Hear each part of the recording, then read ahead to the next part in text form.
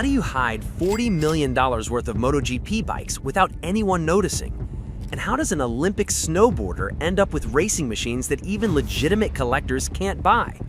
This is the story of Ryan Wedding, a Canadian athlete who competed at the 2002 Salt Lake City Olympics, finished 24th in parallel giant slalom, and then allegedly transformed into what the Attorney General called one of the most prolific and violent drug traffickers in the world. In December 2025, Mexican authorities raided 4 properties in Mexico City and discovered something extraordinary: 62 racing motorcycles valued at $40 million. But here's what makes this insane. These aren't bikes you can just buy. We're talking about factory MotoGP prototypes, championship-winning machines, and bikes that should be locked in museums in Japan and Italy.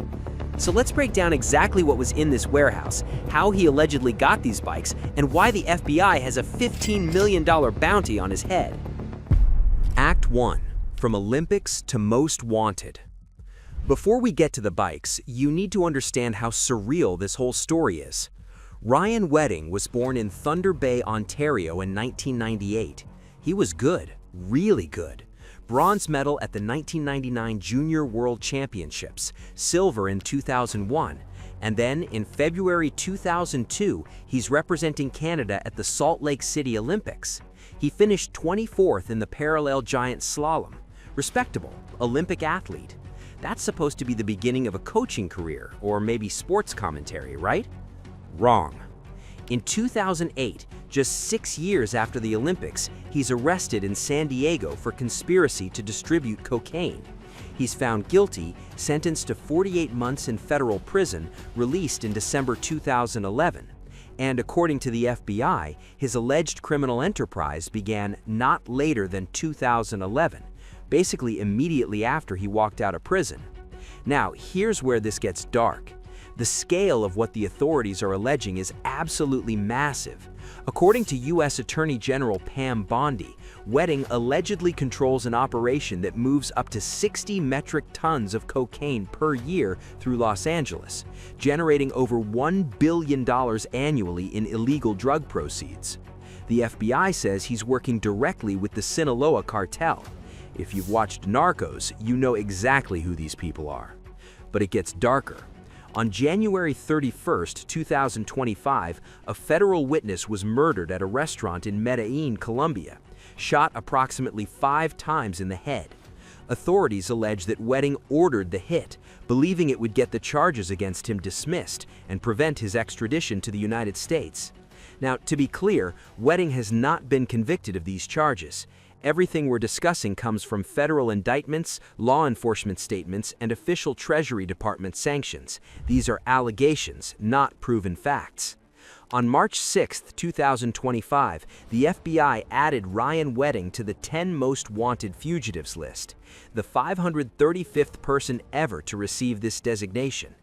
FBI Director Kash Patel compared him to a modern-day Pablo Escobar. The reward? $15 million. That's how badly they want this guy. He's believed to be hiding somewhere in Mexico under the protection of the Sinaloa Cartel. And that's when Mexican authorities found the bikes. Act 2. The seizure. In December 2025, Mexican federal police, working with the FBI, RCMP, and LAPD, executed search warrants at 4 properties in Mexico City and the state of Mexico.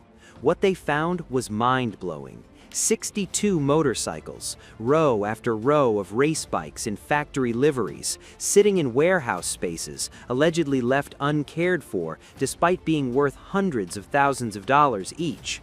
The FBI estimates the collection at approximately $40 million. Now, before we get into the specific bikes, we need to understand something critical. Modern MotoGP bikes almost never reach private hands. Since 2015, all satellite team motorcycles are leased to racing teams and must be returned to the factories at the end of the season. Yamaha doesn't want Ducati getting their hands on last year's bike to reverse engineer. Honda doesn't want Aprilia copying their chassis design. When factories do sell bikes, it goes to their own museums, major sponsors like Repsol, or very carefully selected collectors who have to sign multi-page legal agreements. When one collector bought a Valentino Rossi factory Ducati directly from Ducati course, he had to sign an 8-page contract that restricted the bike to display only, required that only Ducati technicians could maintain it, and they had to approve any event appearance. MotoGP journalist Simon Patterson, who analyzed these FBI photos, said he'd never encountered Wedding's name in racing circles and had never heard anyone mention him coming to races. This collection was assembled in complete secrecy. So the question becomes, what bikes did he actually have? And more importantly, analyzing what's in that warehouse reveals exactly how he moved and hid his wealth. Act 3. The collection, building the mystery. Let me walk you through this collection tier by tier, because it starts normal and then gets absolutely insane. The foundation layer. At first glance, it looks like a high-end collector's garage. Ducati 900 SS replicas, classic British bikes, a Ducati 851. Expensive, but not suspicious, just what a rich enthusiast collects. The collector tier. But then you hit the next layer and it gets specific. There's a Ducati Super Mono at the front, only 67 ever built. Multiple Ducati TTF2s. A Suzuki GSXR 750RR. These aren't "I like bikes" These are "I'm collecting rare stuff to brag about" bikes. Then it escalates again. The racing tier. This is where it stops being a collection and starts looking like a racing paddock. Multiple World Superbike race bikes, Carl Fogarty machines, Scott Russell Kawasaki's, championship bikes from the 1990s, Anthony Gobert's 1995 Muzzy Kawasaki ZXR 750. At this point, you're asking, how do you keep acquiring bikes like this without the racing industry noticing? The museum tier. Then we hit bikes that should be behind glass in the Honda Collection Hall in Japan. Freddie Spencer's 1985 250cc championship bike, the year he won 2 world championships in one season. A Wayne Gardner 1987 NSR 500, an Agostini MV 500 Triple, a Ron Haslam ELF bike, one of the weirdest engineering stories in racing history. These are racing artifacts. These are bikes that define the sport's DNA. And then we get to the crown jewels, the MotoGP prototypes. This is where it stops being speculation and becomes, how is this even possible? Experts analyzing the FBI photos identified 3 Valentino Rossi bikes, his 1996 Scuderia AGV Aprilia RS 125, his Grand Prix debut bike, the 2011 Ducati Desmosedici GP11, his factory MotoGP bike, his 2012 Ducati Desmosedici GP12, Marc Marquez's 2012 Suter Moto2 Championship bike, Jorge Lorenzo's 2018 Ducati Desmosedici, the bike he raced to 3 Grand Prix victories, Andrea Dovizioso's 2019 Ducati Desmosedici, Andrea Iannone's Ducati MotoGP bike, Loris Capirosi's Ducati. These are factory prototypes, championship-winning machines, bikes that cost between $1 and $4 million to build, and they're just sitting in a warehouse in Mexico. One photo shows a Valentino Rossi MotoGP bike with a CRF 450 motocross bike just leaning against it like a kickstand. Can you imagine having a factory Rossi bike and using it to prop up your dirt bike? Act 4. How did he get them? So here's the question that makes this whole story insane. How did one person quietly assemble what experts are calling one of the largest private MotoGP collections ever documented? The Treasury Department gave us a clue in November 2025 when they sanctioned Gianluca Tiepolo, an Italian national and former Special Forces member, as one of Wedding's chief money launderers who procured and managed Wedding's physical assets, including high-end vehicles. Tiepolo owns Stile Italiano in Italy and TMR Ltd in the UK, companies that trade in luxury motorcycles and automobiles. LA Magazine found a story about Stile Italiano that shows Tiepolo sitting on top of one of the exact Ducatis that was seized.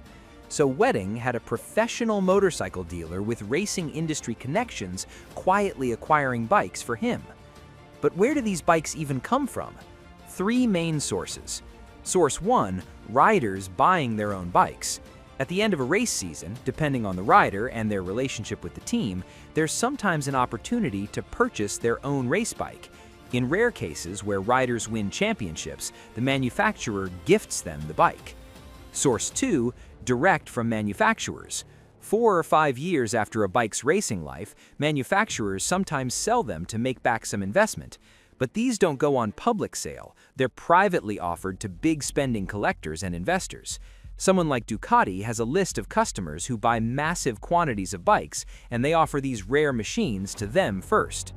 Source 3, auctions. Sotheby's, Bonhams, specialized motorcycle auctions. When I cross-referenced the bikes in the FBI photos with auction records, I found several exact matches. Rossi Ducatis, the Agostini bike, specific factory machines.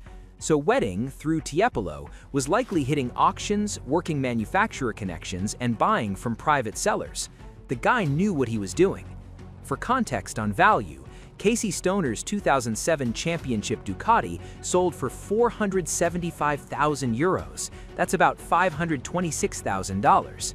Andrea Dovizioso's 2019 factory bike was estimated at £500,000 to £700,000 at auction. If you've got 62 bikes and even half are genuine factory MotoGP prototypes, $40 million isn't unrealistic. Act 5, the bigger picture.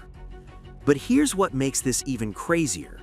A month before the motorcycle seizure, the FBI recovered something else allegedly connected to Wedding: a 2002 Mercedes-Benz CLK GTR Roadster. Mercedes only built 6 of these Roadster variants, 6 in the entire world. This specific car is chassis number 5. It had 22 kilometers on the odometer, basically new. The previous owner was reportedly the royal family of Abu Dhabi. The FBI values it at $13 million. The bill of sales shows it was purchased for $11.9 million. So, in the span of a month, authorities seized a $13 million Mercedes and a $40 million motorcycle collection allegedly connected to one fugitive. In every documentary I've watched about drug trafficking, hiding the money becomes the hardest part. You can only have so many duffel bags of cash. But hiding your wealth in MotoGP bikes? Relative to their size, they're compact. You can fit 62 bikes in warehouse space. If things go south, these bikes could vanish into private collections all over the world and still preserve your net worth. Allegedly, Wedding also hid money in cryptocurrency. The feds have seized over $3.2 million in crypto so far. This whole case makes you wonder, what else is hidden in the motorsport world? These bikes were hidden in Mexico. Wedding allegedly has properties and operations across multiple countries. He's been moving cocaine since 2011. That's 14 years of accumulating wealth and assets. If this collection was in Mexico, what's in Colombia? What's in Canada? What other championship bikes are sitting in storage units that nobody knows about? But there's a tragedy here too. These aren't just assets or dollar signs. That Wayne Gardner NSR 500, that Freddie Spencer 250, those are pieces of engineering history. Bikes that once screamed down straights at 350 kilometers per hour in front of millions of fans. And right now, instead of being cared for in a museum or by a passionate collector, they're sitting in an evidence warehouse, gathering dust, waiting for lawyers to argue over them. For motorcycle fans, that's the real crime in all of this. The FBI has Ryan Wedding on their 10 most wanted list, $15 million reward. He's allegedly protected by the Sinaloa Cartel and hiding somewhere in Mexico. And somewhere in an evidence lockup, those 62 motorcycles, Rossi bikes, Lorenzo bikes, Marquez bikes, championship machines that should be behind glass, are just sitting there. Eventually, those bikes might go to auction, and when they do, we'll finally know the true value of this collection. But the real question isn't what they're worth. The real question is, how many other collections like this exist that we don't know about? If you enjoyed this deep dive, hit subscribe because this is exactly the kind of story we cover on this channel.